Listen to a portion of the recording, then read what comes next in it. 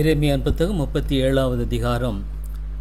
Babylon ராஜாவாகிய நேபுக்கத்நேசர் யூதா தேசத்தில் ராஜாவாக நியமித்த யோயாக்கிமுடைய குமாரனாகிய கோனியாவின் பட்டத்துக்கு யோசியாவின் குமாரனாகிய சிதேக்கியா வந்து அரசாண்டான்.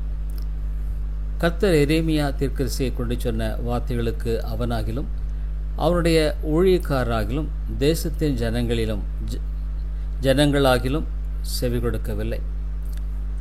சிதேக்கியா ராஜாவினில் செலேமியாவின் குமாரனாகிய யூகாலையும் மாசேயாவின் குமாரனாகிய செப்பனியா எனும் ஆசாரியனையும் எரேமியா தீர்க்கதரிசியிடத்தில் அனுப்பி, நீ நம்முடைய தேவனாகிய கர்த்தரை நோக்கி எங்களுக்காக விண்ணப்பம் பண்ண வேண்டும் என்று சொல்லச் சொன்னான்.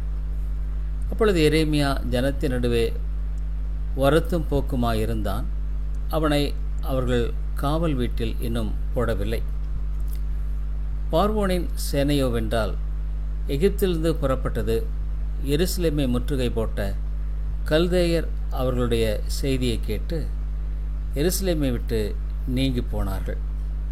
அப்பொழுது எரேமியா தீர்க்கதரிசிக்கு கர்த்தருடைய வார்த்தை உண்டாகி, அவர், இஸ்ரவேலின் தேவனாகிய கர்த்தர் உரைக்கிறது என்னவென்றால், என்னிடத்தில் விசாரிக்கும்படி உங்களை என்னிடத்திற்கு அனுப்பின யூதாவின் ராஜாவை நீங்கள் நோக்கி, இதோ உங்களுக்கு ஒத்தாசையாக புறப்பட்ட பார்வோனின் சேனை தன் தேசமாகிய எகிப்துக்கு திரும்பி போகும்.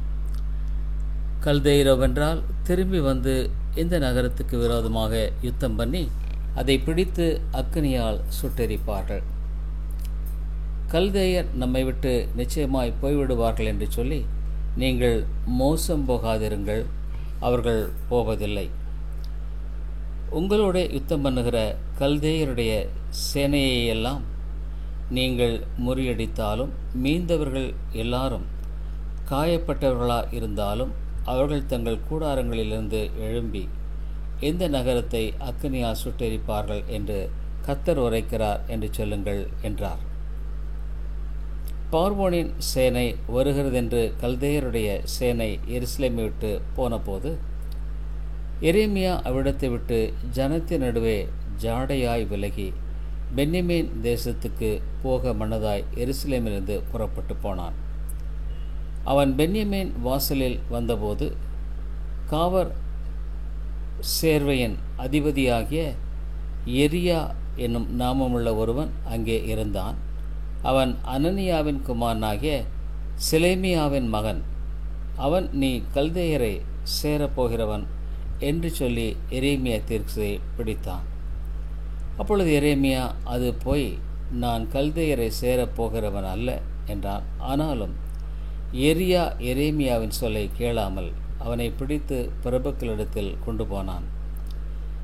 அப்பொழுது பிரபுக்கள் எரேமியாவின் பேரில் கடுங்கோபம் கொண்டு அவனை அடித்து அவனை சம்பிரதியாகிய யோனத்தானுடைய வீட்டில் காவற்படுத்தினார்கள். அவர்கள் அதை காவர் கூட மாக்கியிருந்தார்கள்.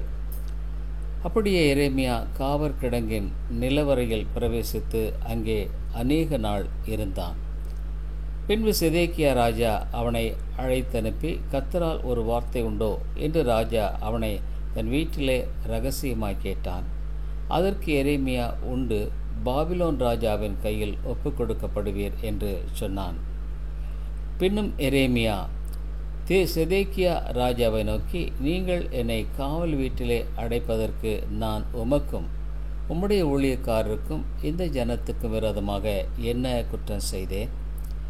பாபிலோன் ராஜா உங்களுக்கும் இந்த தேசத்துக்கும் விரோதமாக வருவதில்லை என்று உங்களுக்கு தீர்க்கதரிசனம் சொன்ன உங்களுடைய தீர்க்கதரிசிகள் எங்கே? இப்போதும் ராஜாவாகிய என் ஆண்டவனே, எனக்கு செவி கொடுத்து என் விண்ணப்பத்துக்கு தயவு செய்து என்னை சம்பிரதாகிய யோனத்தானுடைய வீட்டுக்கு திரும்ப அனுப்ப வேண்டாம். அனுப்பினால் நான் அங்கே செத்துப்போவேன் என்றான். அப்பொழுது எரேமியாவை காவர் சாலையின் முற்றத்திலே காக்கவும், நகரத்திலே அப்பம் இருக்கு மட்டும் அப்பஞ்சுடுகிறவர்களின் வீதியிலே தினம் ஒரு அப்பத்தை அவனுக்கு வாங்கி கொடுக்கவும் கட்டளையிட்டான். அப்படியே எரேமியா காவர் சாலையின் முற்றத்திலே இருந்தான். எரேமியாவின் புத்தகம் 38வது அதிகாரம். இந்த நகரத்திலே தரித்திருக்கிறவன் பட்டயத்தாலும் பஞ்சத்தாலும் கொள்ளை நோயாலும் சாவான். கல்தேயரிடத்துக்கு புறப்பட்டு போகிறவனோ உயிரோடு இருப்பான். அவனுடைய பிராணன் அவனுக்கு கிடைத்த கொள்ளையுடைமை போலிருக்கும். அவன் பிழைப்பான் என்பதை கர்த்தர் உரைக்கிறார் என்றும், இந்த நகரம் பாபிலோன் ராஜாவினுடைய இராணுவத்தின் கையில் நிச்சயமாக ஒப்புக் கொடுக்கப்படும்.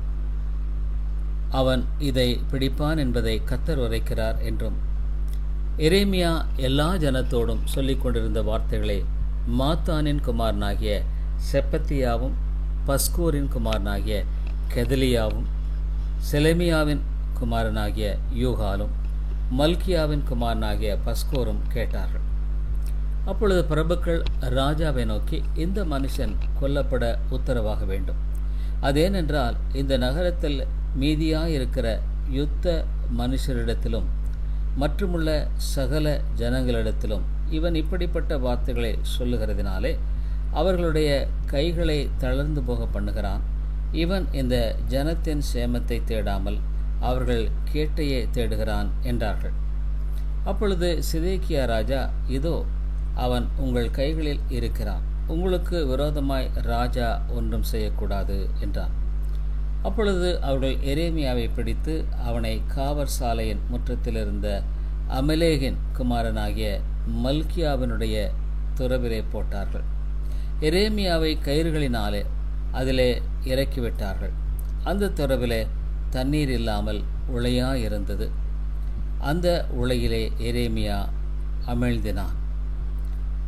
அவர்கள் எரேமியாவை துறவிலே போட்டதை ராஜாவின் அரமனையிலிருந்த எத்தியோப்பியனாகிய எபெத் மெலேக் என்னும் ஒரு பிரதானி கேள்விப்பட்டான்.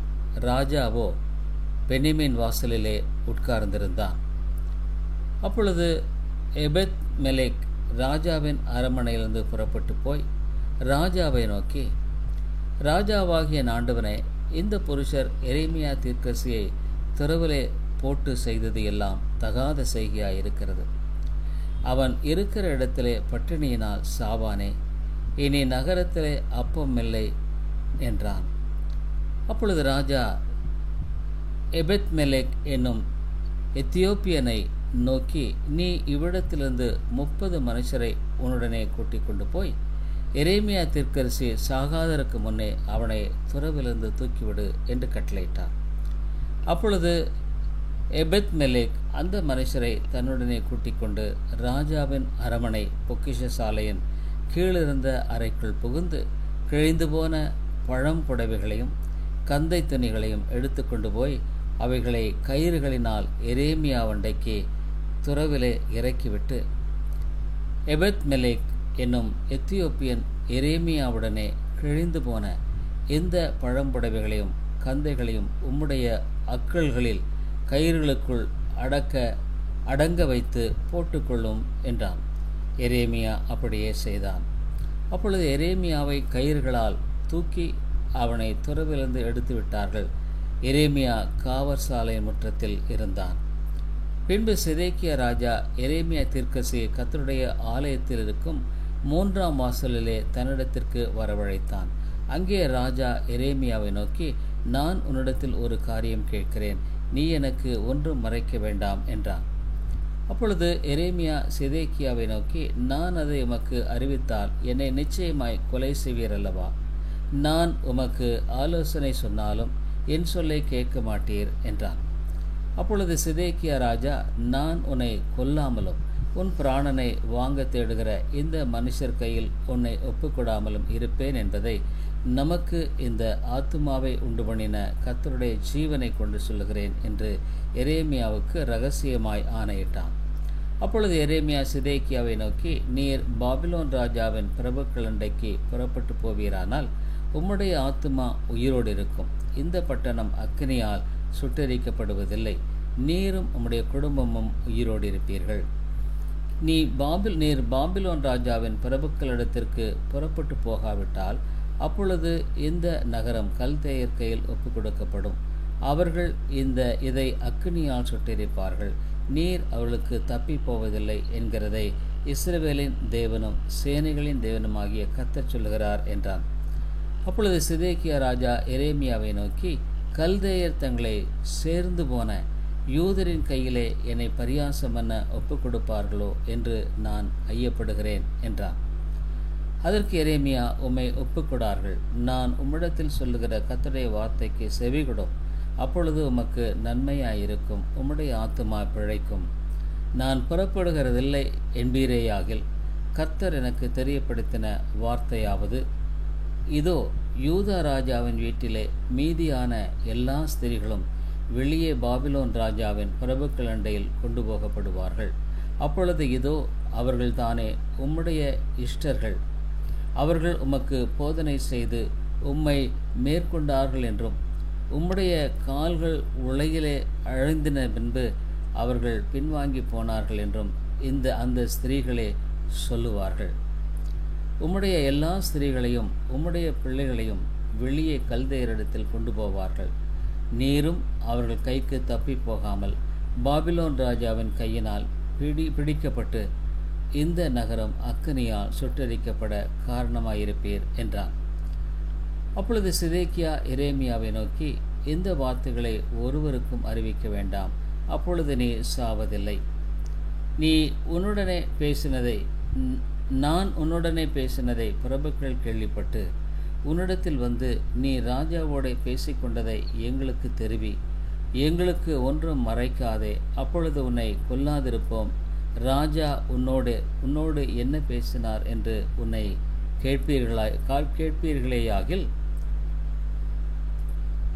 கேட்பார்களேயாகில் நான் யோனத்தானுடைய வீட்டிலே சாகாதபடிக்கு ராஜா என்னை அங்கே திரும்ப அனுப்ப வேண்டாம் என்று அவர் முகத்துக்கு முன்பாக விண்ணப்பம் பண்ணினேன் என்று சொல்வாயாக என்றான்.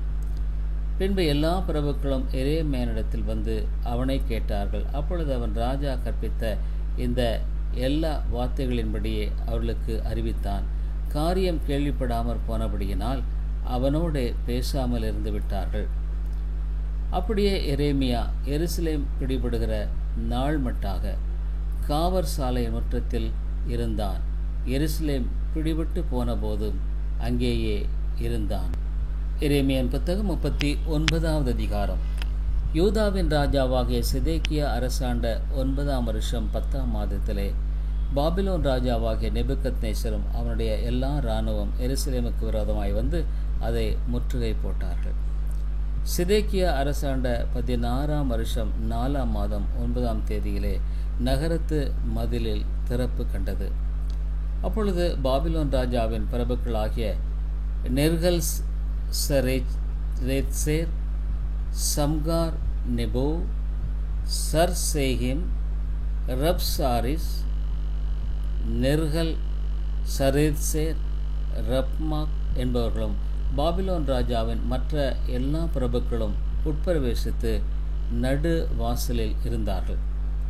அப்பொழுது யூதாவின் ராஜாவாகிய சிதேக்கியாவும் சகல யுத்த மனுஷரும் அவர்களை கண்டபோது ஓடி ராத்திரி காலத்தில் ராஜாவுடைய தோட்டத்து வழியே 2 மதில்களுக்கு நடுவான வாசலால் நகரத்திலிருந்து புறப்பட்டு போனார்கள். அவன் வயல்வெளியின் வழியே போய்விட்டான். ஆனாலும் கல்தேயருடைய இராணுவம் அவர்களை பின்தொடர்ந்து எரிகோவின் சமபூமியில் சிதேக்கியாவை கட்டி அவனை பிடித்து அவனை ஆமாத் தேசத்தின் ஊராகிய ரிப்லாவுக்கு பாபிலோன் ராஜாவாகிய நெபுக்கத்நேசரிடத்தில் கொண்டு போனார்கள். அங்கே இவன் அவனை குறித்து தீர்ப்பு செய்தான். பின்பு பாபிலோன் ராஜா ரிப்லாவில் சிதேக்கியாவின் குமாரரை அவன் கண்களுக்கு முன்பாக வெட்டுவித்தான். யூத பிரபுக்கள் அனைவரையும் பாபிலோன் ராஜா வெட்டி சிதேக்கியாவின் கண்களை கெடுத்து அவனை பாபிலோனுக்கு கொண்டு போக அவனுக்கு 2 வெண்கல விலங்குகளை போட்டான். கல்தேயர் ராஜாவின் அரமனையும் ஜனத்தின் வீடுகளையும் அக்கினியால் சுட்டெரித்து எருசலேமின் மதில்களை இடித்து போட்டார்கள். நகரத்தில் தங்கியிருந்த ஜனங்களையும் தன் பட்சத்தில் ஓடி வந்து விட்டவர்களையும் மீதியான மற்ற ஜனங்களையும் காவற் சேனாதிபதியாகிய நேபு சராதான் பாபிலோனுக்கு சிறைகளாக கொண்டு போனான். காவற் சேனாதிபதியாகிய நேபு சராதான் ஒன்றுமில்லாத ஏழைகளில் சிலரை யூதா தேசத்திலே வைத்து அவர்களுக்கு அந்நாளிலே திராட்சை தோட்டங்களையும் வயல் நிலங்களையும் கொடுத்தான். ஆனாலும் எரேமியாவை குறித்து பாபிலோன் ராஜாவாகிய நெபுக்கத்நேசர் காவற் சேனாதிபதியாகிய நேபுசாராதனை நோக்கி, நீ அவனை அழைப்பித்து அவனுக்கு ஒரு பொல்லாப்பும் செய்யாமல் அவனை பத்திரமாய் பார்த்து அவன் உன்னோடே சொல்லுகிறபடியெல்லாம் அவனை நடத்தென்று கட்டளை கொடுத்தான். அப்படியே காவற் சேனாபதியாகிய நேபுசராதானும் நேபுசஸ்பான், ரப்சாரிஸ், நெர்கல் சரீர்சேர், ரப்மாக் என்பவர்களும் பாபிலோன் ராஜாவின் எல்லா பிரபுக்களும் எரேமியாவை காவற் சாலையின் முற்றத்திலிருந்து வரவழைத்து அவனை வெளியே வீட்டுக்கு அழைத்து கொண்டு போகும்படிக்கு அவனை சாப்பானுடைய குமாரனாகிய அகிக்காமின் மகனான கெதலியாவினிடத்தில் ஒப்புவித்தார்கள். அப்படியே அவன் ஜனத்துக்குள்ளே தங்கியிருந்தான். இதுவுமல்லாமல் எரேமியா இன்னும் காவற் சாலையின் முற்றத்திலே அடைக்கப்பட்டிருக்கையில் அவனுக்கு கர்த்தரால் உண்டான வசனம், நீ போய் எத்தியோப்பியனாகிய எபெத் மெலேக்குக்கு சொல்ல வேண்டியது என்னவென்றால், இதோ என்னுடைய வார்த்தைகளை இந்த நகரத்தின் மேல் நன்மையாக அல்ல தீமையாகவே வரப்பண்ணுவேன். அவைகள் அந்நாளிலே உன் கண்களுக்கு முன்பாக நிறைவேறும் என்று இஸ்ரவேலின் தேவனாகிய சேனைகளின் கர்த்தர் சொல்லுகிறார். ஆனால் அந்நாளிலே உன்னை தப்புவிப்பேன் என்று கர்த்தர் சொல்லுகிறார். நீ பயப்படுகிற மனுஷரின் கையிலே ஒப்பு கொடுக்கப்படுவதில்லை. உன்னை நிச்சயமாக விடுவிப்பேன். நீ பட்டயத்துக்கு இரையாவதில்லை. நீ என்னை நம்பினபடியினால் உன் பிராணன் உனக்கு கிடைத்த கொள்ளைப் பொருளைப் போல இருக்கும் என்று கர்த்தர் சொல்லுகிறார் என்றார். எரேமியாவின் புத்தகம் 40வது அதிகாரம். பாபிலோனுக்கு கொண்டு போகும்படி எருசலேமிலும் யூதாவிலும் சிறைகளாய் பிடித்து வைக்கப்பட்ட ஜனங்களுக்குள் விலங்கிடப்பட்டிருந்த எரேமியாவை காவற் சேனாதிபதியாகிய நேபுசராதான் விடுதலையாக்கி ராமாவிலிருந்து அனுப்பிவிட்ட பின்பு எரேமியாவுக்கு கர்த்தரால் உண்டான வசனம், காவற் சேனாதிபதி எரேமியாவை அழைப்பித்து அவனை நோக்கி, உன் தேவனாகிய கர்த்தர் இந்த ஸ்தலத்துக்கு இந்த தீங்கு வரும் என்று சொல்லியிருந்தார். தாம் சொன்னபடியே கர்த்தர் வரப்பண்ணியும் இருக்கிறார். நீங்கள் கர்த்தருக்கு விரோதமாய் பாவம் செய்து அவருடைய சத்தத்துக்கு செவிகொடாமற் போனீர்கள். ஆகையால் உங்களுக்கு இந்த காரியம் வந்தது.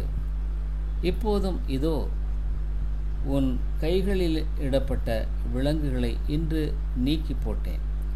என்னோடே கூட பாபிலோனுக்கு வர உனக்கு நன்மையாய் தோன்றினால் வா, நான் உன்னை பத்திரமாய் பார்த்து கொள்வேன். என்னோடே கூட பாபிலோனுக்கு வர உனக்கு நன்றாய் தோன்றாவிட்டால் இருக்கட்டும். இதோ தேசமெல்லாம் உனக்கு முன்பாக இருக்கிறது. எவ்விடத்துக்கு போக உனக்கு நன்மையும் செவ்வையுமாய் காண்கிறதோ அவ்விடத்துக்கு போ என்றான். அவன் இன்னும் போகாமல் இருக்கும்போது அவன் இவனை நோக்கி, நீ பாபிலோன் ராஜா யூதா பட்டணங்களின் மேல் அதிகாரியாக வைத்த சாப்பானுடைய குமாரனாகிய அகிக்காமின் மகனான கெதலியாவினிடத்துக்கு திரும்பி போய் அவனுடைய ஜனங்களுக்குள்ளே தங்கியிரு. இல்லாவிட்டால் எவ்விடத்துக்கு போக உனக்கு செவ்வையாய் தோன்றுகிறதோ அவ்விடத்துக்கு போ என்று சொல்லி காவற் சேனாதிபதி அவனுக்கு வழிச்செலவையும் வெகுமதியும் கொடுத்து அவனை அனுப்பிவிட்டான். அப்படியே எரேமியா மிஸ்பாவுக்கு அகிக்காமின் குமாரனாகிய கெதலியாவினிடத்தில் போய் தேசத்தில் மீதியான ஜனங்களுக்குள் அவனோடு தங்கியிருந்தான். பாபிலோன் ராஜா அகிக்காமின் குமாரனாகிய கெதலியாவை தேசத்தின் மேல் அதிகாரியாக்கினான் என்றும், பாபிலோனுக்கு சிறைகளாக கொண்டு போகப்பட்டிராத குடிகளில் ஏழைகளான புருஷரையும் ஸ்திரீகளையும் குழந்தைகளையும் அவனுடைய விசாரிப்புக்கு ஒப்புவித்தான் என்றும் வெளியில் இருக்கிற இராணுவ சேர்வைக்காரர் அனைவரும் அவருடைய மனுஷரும் கேட்டபோது அவர்கள் மிஸ்பாவுக்கு கெதலியாவினிடத்தில் வந்தார்கள். யாரெனில் நெத்தானியாவின் குமாரனாகிய இஸ்மவேலும், கரேயாவின் குமாரராகிய யோகானானும் யோனத்தானும், தன்ஹூமேத்தின் குமாரனாகிய செராயாவும், நெத்தோப்பியனாகிய ஏப்பாயின் குமாரரும், மாகாத்தியனான ஒருவனுடைய குமாரனாகிய எசனியாவும் ஆகிய இவர்களை சேர்ந்தவர்களுமே. அப்பொழுது சாப்பானுடைய குமாரனாகிய அகிகாமின் மகன் கெதலியா அவர்களையும் அவர்கள் மனுஷரையும் நோக்கி, நீங்கள் கல்தேயரை சேவிக்க பயப்பட வேண்டாம். நீங்கள் தேசத்திலிருந்து பாபிலோன் ராஜாவை சேவியுங்கள், அப்பொழுது உங்களுக்கு நன்மை உண்டாகும். நானோவெனில், இதோ நம்மிடத்தில் வருகிற கல்தேயரிடத்தில் சேவிக்கும்படி மிஸ்பாவிலே குடியிருக்கிறேன். நீங்களோ போய் திராட்சை ரசத்தையும் பழங்களையும் எண்ணெயையும் சேர்த்து உங்கள் பண்டங்களில் வைத்து உங்கள் வசமாயிருக்கிற ஊர்களில் குடியிருங்கள் என்று ஆணையிட்டு சொன்னான்.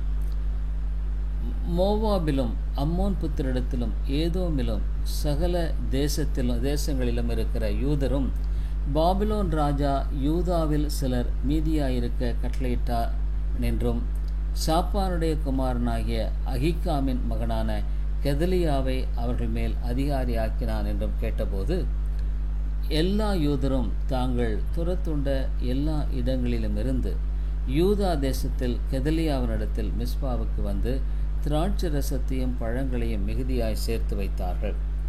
அப்பொழுது